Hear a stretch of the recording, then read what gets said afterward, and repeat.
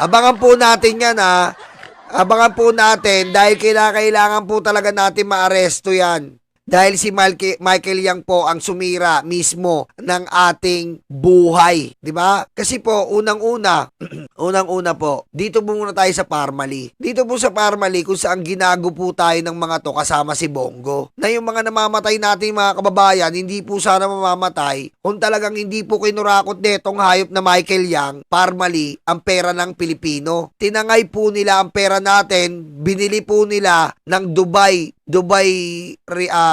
properties. Bumili po sila ng mamahaling properties sa Dubai, tas binenta po agad, tumubo pa. Na ibig po sabihin na malaki po ang pinera nito sa Pogo, sa Parmeli, sa droga. Ganun po kaayop to si Michael Yang na dati po simpleng sindikato lang po ito sa Davao. Ngayon, naging malaking sindikato po sa tulong ng Duterte. Dahil binigyan po ni Duterte ng slot to bilang economic advisor. Doon lang po tayo nagkaroon ng economic advisor na Chinese. Anong ipapayo mo bilang Chinese sa Pilipinas? Siyempre, yung pabor sa Chinese. Ganong kahayop at kabobo si Digong.